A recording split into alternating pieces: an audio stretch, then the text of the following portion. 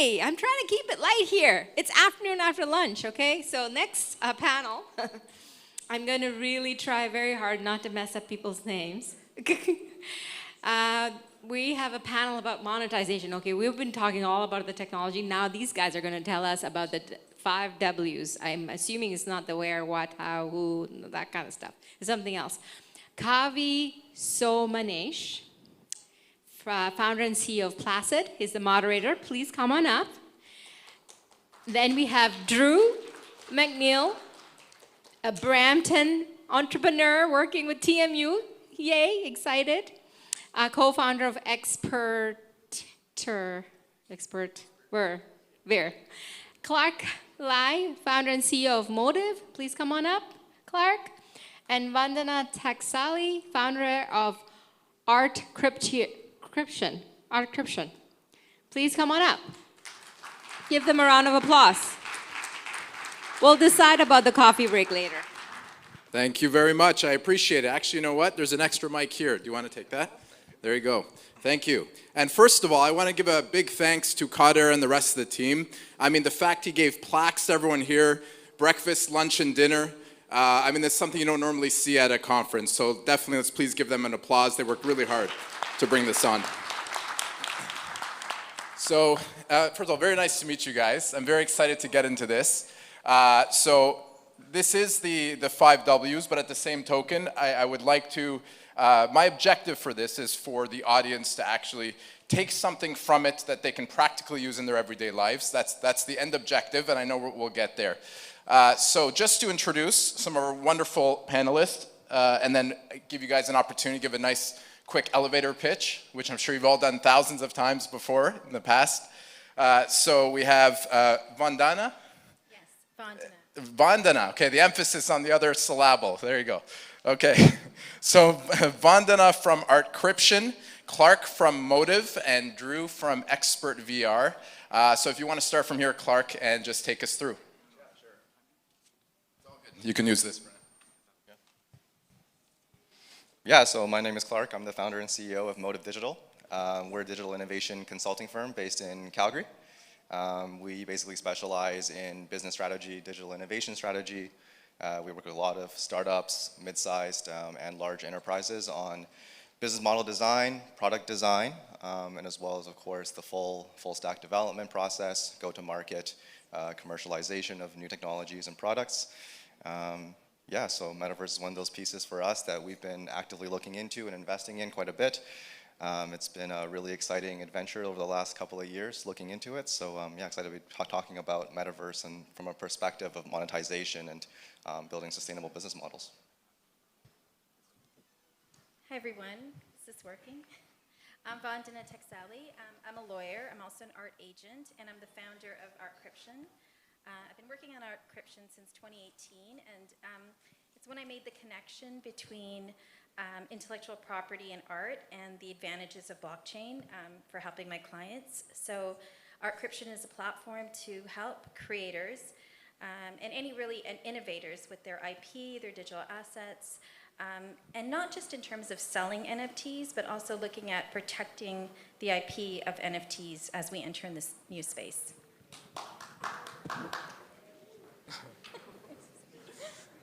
Hello everyone, I'm Drew McNeil. I'm the COO and co-founder of Expert VR. We create virtual reality training simulations for post-secondary institutions across Ontario and Canada. Some of the main work that we've been doing and spinning off recently is directly related to police training and firefighter training, and trying to make sure that they are training properly, safely, and are more engaged in class. Thank you, guys. So fundamentally, I guess when I was thinking about what will the audience get most of it, because I feel like everyone's been through that, what the metaverse is, interoperable virtual worlds. So I think we've done that to death by now. So that being said, a thesis from our side is that, of course, and I'm sure you agree, is that community is the conduit from Web 2 to Web 3. So question for any of you or all of you, what would be the best methods to sustain and grow your community for one, but in a way that you can also bring them along with you to Web 3 in a low friction manner? I can take that on. Basically I see Web3 as just an extension of Web2. So community is bigger in Web3. So if I was starting out, I think what I would do is find a metaverse and experiment with that first. So there's various fun spaces to explore in. My favorites are Decentraland, Crypto Voxels, Sandbox, and of course we know Facebook's coming out with Meta. But when you go into these spaces, you can see all sorts of brands in every industry really. So you see real estate, you see art, you see universities, like Decentraland has a university. And then we're seeing brands enter the metaverse. So we've got McDonald's all the way to Sotheby's opening up an auction house. So to get into the metaverse, you could either buy a parcel and open up your, create your own experience, or you can just experience other people's experiences that they've created. So whether it's buying something, whether you want to sell something, it's just fun to explore. It's maybe a little bit intimidating at first, and a lot of people ask me do you need a VR headset or anything like that? But you don't. You literally, it's just visiting a website and entering and kind of experiencing this sort of virtual space. And so, I think just, attending events, a lot of them have events calendars, like Crypto Voxels at Decentraland have events calendars that you can experience with. But I think just playing around with buying an NFT, maybe trying to create one and sell one, and just sort of getting involved, I think is the first step. And for me, the biggest advantage of metaverses is really the monetization aspect, and really monetizing your assets in other ways, which I can go into later. I was going to touch on kind of the B2B side of things, as we've helped a lot of schools and businesses kind of look at over the pandemic, how do you create that social community with your workplace when no one's physically in the office. And what that came down to is, launching them into spaces like Spatial or Rec Room, and actually have them meet virtually in these spaces. And there's obviously monetization there for people to, make money creating these rooms for them. But when we look back at it, like our company, we went completely virtual at the start of the pandemic, and we've never looked to get office space again because we have our Monday stand-up meetings in one of these platforms. And the cost for us to incur that is much, much lower than actually renting physical office space downtown Toronto or anywhere else. Okay, nice segue to that for what you guys were saying about monetization, and I know several of you want to touch on that. So let's start with Drew on the monetization side of training, education from that front, and then we can move on to brands and we can go on from there. But please go ahead. Yeah, for sure.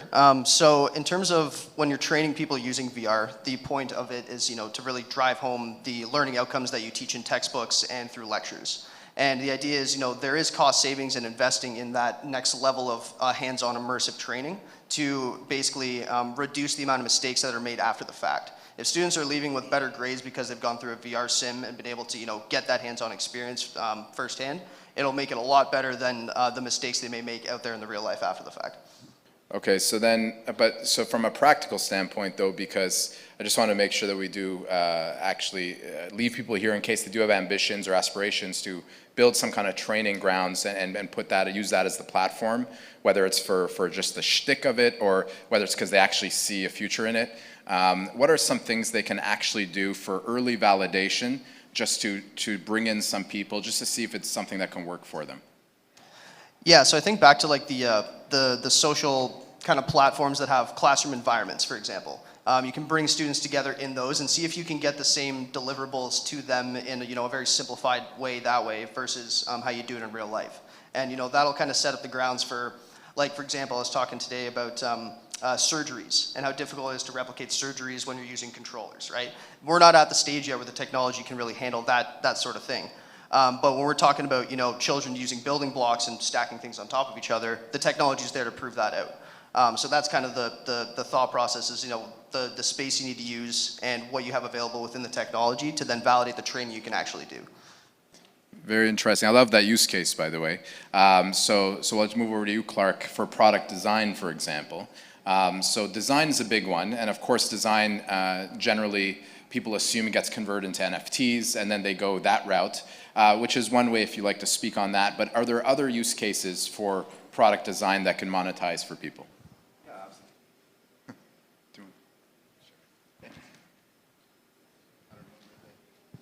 It's all right. Yeah, so absolutely. With product design, our approach has always been to take a more holistic approach, right? Is to look at the overall picture, map out who are your users, who are different stakeholders, right? Especially with the metaverse now, we've got such a diverse range of audience segments that we can bring value to. So the trick here is how does an organization or business align their business value with their users' goals? Right? I really believe in understanding and taking to start out with a 30,000-foot view of the high level of the business model, the objectives. What are the objectives of your users or goals? What actions do we need to facilitate within this product to be able to enable that exchange of value? From there, we can map in, what are the inputs, what are the outputs, who are providing the resources, who are providing, content or value or any other type of assets or resources, right? Once we can map this system, we can then take a human-centric design approach to design a holistic, sustainable product that will benefit every single user and create value for them. And there you go. From an early validation point, again, same question, is that what are some things people can do from a design perspective to just gain that early validation? Yeah, absolutely. It doesn't really require such a high amount of investment to begin with, right? Build a lean MVP, right? It could be just some cardboard prototyping. It could be something, just a mock-up of sorts, right?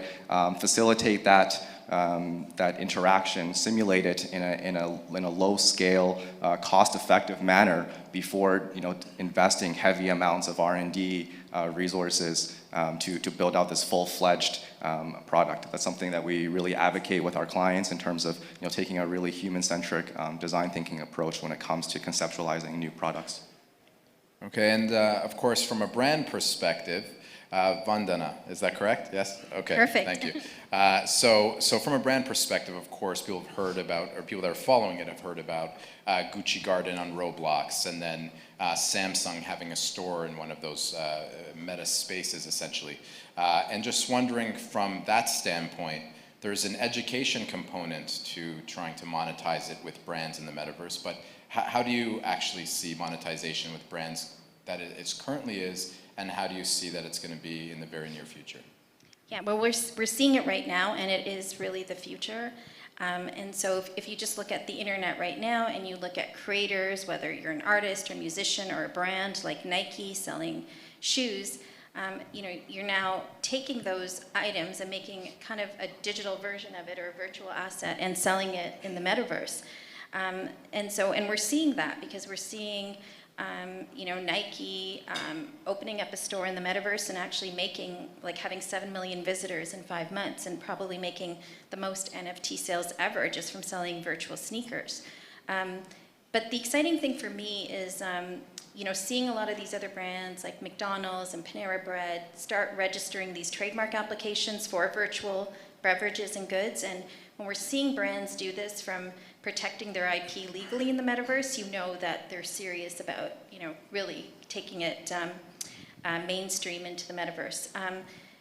In terms of brands, so what we see now when we're looking at, the internet, Web 2.0, is you're selling an item, but going into the NFT metaverse space, you're seeing sort of that IP being sold in more than one way and rather just one way. So for example, if you take the Bored Ape Yacht Club, one of the biggest NFT projects that we've seen, it started out with just this, JPEG of an ape, but it just wasn't that JPEG. It was the fact that you're getting this membership to a club. So now you're not just selling one asset anymore, you're selling additional things to it, with it. So whether it's a membership to a club or putting it in the fashion space, event space. So when you look at Bored Ape Yacht Club, they're pretty much in every industry, whether it's fashion, they're doing a movie, they're getting in music, they have a talent agency, like the list goes on in terms of IP monetization. And as an IP lawyer, I've never seen that rate of monetizing something that you own in such a big way as I'm seeing right now with Web 3.0. So I can only see it grow and grow and grow. And my advice to everyone here would be, if you're selling something online, look at other ways to monetize it, because that's really the benefit of NFTs in the metaverse. So a company like Andreessen Horowitz, for example, has invested in BAYC, I believe, or Yuga Labs, for, if I'm not mistaken, about 450 million, but I could be off by 10 or 20 million, but I'm sure that's okay. But the point is, in the end, is what are they actually seeing that the generic public that's interested in the metaverse are perhaps not seeing? And the way I'm sort of leading it is that the IP that surrounds the follow-up movie rights and things like that, I feel like the ancillary elements are still much stronger than the actual revenue that's going to be gained in the actual Web3 space. So I'm wondering, from an IP perspective, what do you think that Andreessen and other VCs like that are seeing that they're dumping this much money into it? Well, I think it's more the public. They're seeing IP being shown in a new way that we haven't seen before, where people are getting control of the IP of an IP owner, maybe owning some of that IP. Like when you buy a Bored Ape, you get the commercial rights and be able to open up a Bored Ape cafe. In fact, I just saw something recently that somebody had opened up a cafe with Bored Ape, and if you own a Bored Ape, you can do that. You can open up a t-shirt line. So we're seeing like these new monetization strategies from the purchaser that can utilize the IP, whereas before it's always been a brand or an artist being very controlling of their IP, which personally I think is important as well. But the fact that we have all these variations that we can offer buyers is, I think, what's really exciting. I really feel that it's, there's a number of things that are, I think, propelling this is, looking at, you're not just selling one item, you're getting a lot of, value out of it. And then as a purchaser, you're, getting to monetize it as well. So it's not just the seller, but now the purchaser can also monetize. And then going back to the, the brand or the creator, you're seeing things like, being able to get royalties off of it, secondary royalties, which we've really only seen in music. But now we're seeing, artists and creators getting these resale royalties, and we've never seen anything like that. So, I mean, I could go on, but my point being is that, we're looking at IP and monetization in a completely different business models that we've never seen. Well, thank you for that. And Drew, from misconceptions of the metaverse or Web3 space in general, and as well as just basically just some mistakes that are happening there that you would like to see go the other way. Yeah, I mean, the two that come to mind right away is going back a couple weeks when Mark Zuckerberg posted what the new Meta platform was going to look like, and it was super cartoony, and everyone really hated it. Like, that's not what you can realistically do. We focus on like hyper-realistic simulations, and of course we need to condense them for computer powers, as we just kind of heard about. But if you do the right things during development, you can make things feel super realistic. Another kind of misconception that comes with like virtuality in general is motion sickness is going to happen. You get disoriented within the headset. Again, that comes down to an original design plan. Essentially what happens is, like, if your body thinks you're moving when you're not actually moving, that'll throw off kind of your inner gyroscope and gives you that motion sickness feeling. So from day one, when you're designing a simulation, you need to make sure that like you're taking into account these things, and you can provide a super realistic simulation that feels just like real life, that doesn't make you sick, as long as you take those certain things into play.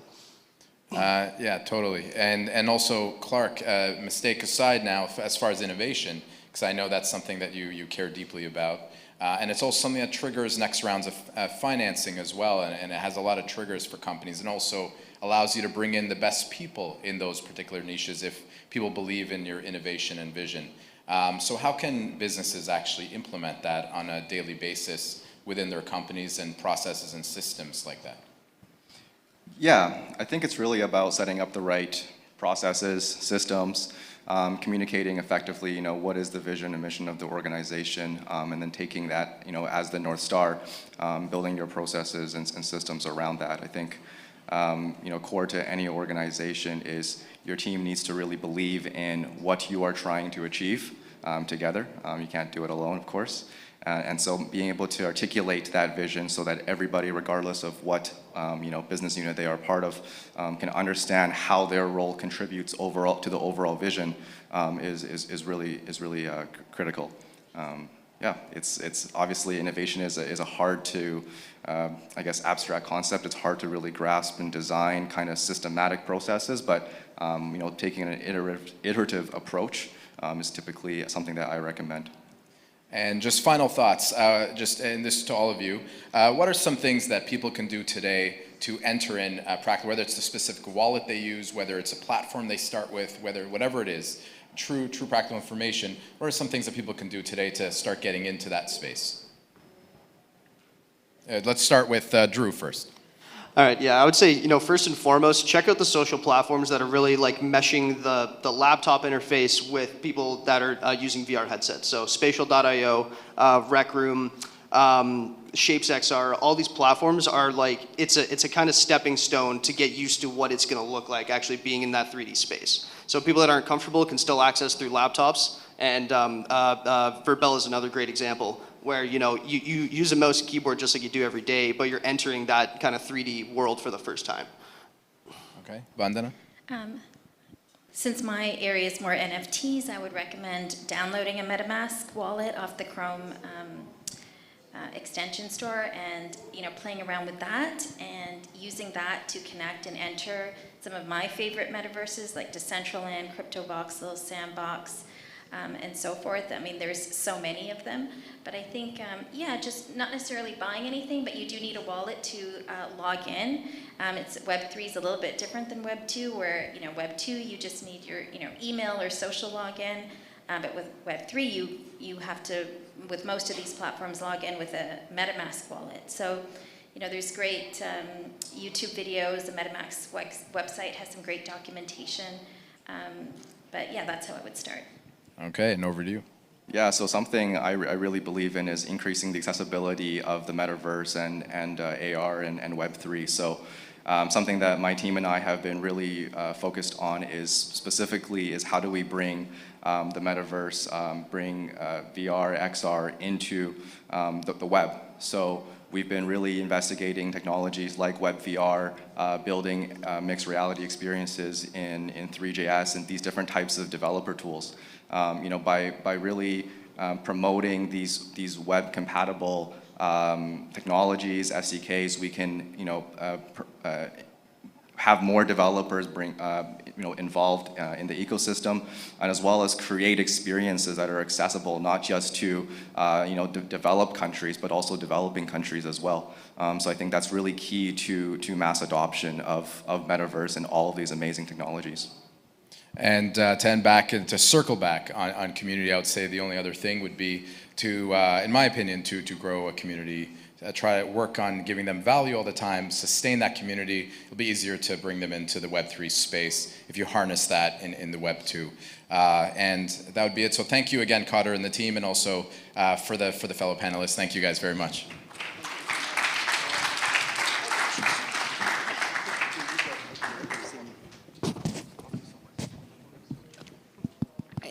Mike, is it working? Okay.